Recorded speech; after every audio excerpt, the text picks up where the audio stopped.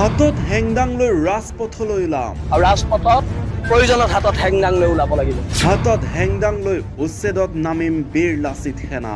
যিকোনো পৰ্যায়ত গৈ উচ্ছেদ কৰিম। অসম চৰকাৰে এফালে চলাই আছে উচ্ছেদ অভিযান, তাৰ সমান্তৰালকৈ বীৰ লাচিত সেনায়ো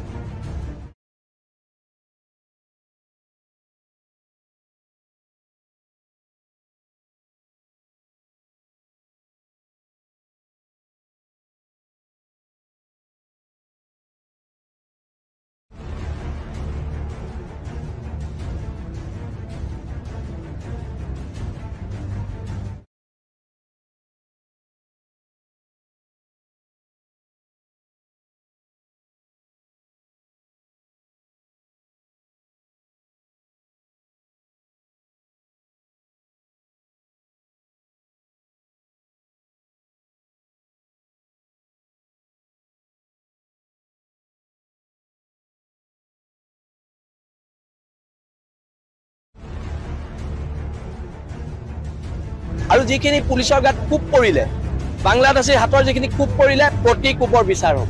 ইয়াৰ পৰিণাম ভুগিব লাগিব বাংলাদেশীয়ে। বাংলাদেশীৰ হাতৰ যিখিনি কোপ পৰিলে, প্ৰতি কোপৰ বিচাৰ হ'ব। জাতি ৰক্ষাৰ শেষ যুদ্ধখন যুঁজিবলৈ আমি সাজু হৈছো। আৰু অসমৰ খিলঞ্জীয়া মানুহ শেষ যুদ্ধলৈ সাজু থাকক। যুদ্ধ কৰিব লাগিব, নহ'লে জাতি নেবাচ। অসম আৰক্ষীক হাত দিয়াসকলক এৰি দিয়া নহ'ব। আৰু যিখিনি পুলিচৰ গাত কোপ পৰিলে, বাংলাদেশীৰ হাতৰ যিখিনি কোপ পৰিলে, প্ৰতি কোপৰ বিচাৰ হ'ব। গোৱালপাৰাৰ উচ্ছেদিতৰ কৰ্মকাণ্ডক লৈ এইদৰে হুংকাৰ দিলে বীৰ লাচিত সেনাৰ এইগৰাকী নেতা শৃংখল চলিহাই। লগতে ক'লে, শিৱসাগৰৰ চিন্তামণি মোৰ ঘৰৰ পৰা নিচেই কাষতে। এতিয়া শিৱসাগৰৰ চিন্তামণিগড়ত বাংলাদেশীক সোমাইছে। আজি চিন্তামণিগড় ওচৰৰ পাজৰে মানুহে মোলৈ ফোন কৰিছে।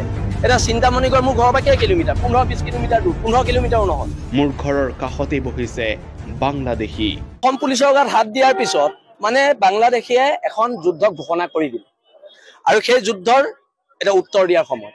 আৰু তেওঁলোকে যিহেতু প্ৰথম যুদ্ধ কিন্তু ঘোষণা কৰিছে বাংলাদেশী, অসম পুলিচৰ গাত হাত দি, অসম পুলিচৰ মূৰ ফালি দি যুদ্ধ ঘোষণা কৰিছে। আৰু এই যুদ্ধ আমি গ্ৰহণ কৰিছো, আৰু অসমৰ সমূহ খিলঞ্জীয়া মানুহক একত্ৰিত হ'বলৈ আহ্বান জনাইছো। কেৱল ফেচবুকত সীমাবদ্ধ নহয়, ৰাজপথত ওলাব লাগিব, আৰু ৰাজপথত প্ৰয়োজনত হাতত হেংদাং লৈ ওলাব লাগিব। আৰু এতিয়া শিৱসাগৰৰ চিন্তামণিগড়ত বাংলাদেশীক সোমাইছে। আজি চিন্তামণিগড় ওচৰৰ পাজৰে মানুহে মোলৈ ফোন কৰিছে। এতিয়া চিন্তামণিগড় মোৰ ঘৰৰ পৰা কেই কিলোমিটাৰ? 15-20 কিলোমিটাৰ দূৰ, 15 কিলোমিটাৰো নহয়। এতিয়া চিন্তামণিগড়ত উচ্ছেদ কৰিবলৈ আমিতো পুলিচলৈ ৰখি নাথাকিম, আমি এদিনতে উচ্ছেদ কৰিম চিন্তামণিগড়। যিকোনো পৰ্যায়ত গৈ উচ্ছেদ কৰিম। আৰু যিখিনি পুলিচৰ গাত কোপ পৰিলে, বাংলাদেশীৰ হাতৰ যিখিনি কোপ পৰিলে, প্ৰতি কোপৰ বিচাৰ হ'ব। প্ৰতি কোপৰ বিচাৰ হ'ব, আক্ৰমণ হ'লে প্ৰত্যাক্ৰমণ হ'ব। আৰু অসমৰ খিলঞ্জীয়া মানুহ শেষ যুদ্ধলৈ সাজু থাকক। যুদ্ধ কৰিব লাগিব, নহ'লে জাতি নেবাচ। সকলো শেষ যুদ্ধলৈ সাজু থাকক। আৰু এটা কথা আমি একদম স্পষ্টকে কৈ দিছো, যে ৰাজনীতিৰ ঊৰ্ধ্বত কথা বতৰা হ'ব লাগিব। বিজেপি, কংগ্ৰেছ সকলোৱে ৰাজনীতি বাদ দি প্ৰথম জাতি ৰক্ষা কৰক, জাতি ৰক্ষা সংগ্ৰামখনত অৱতীৰ্ণ হওক, তাৰ পিছত এইখন সংগ্ৰাম হ'ব। News desk report, reporter any.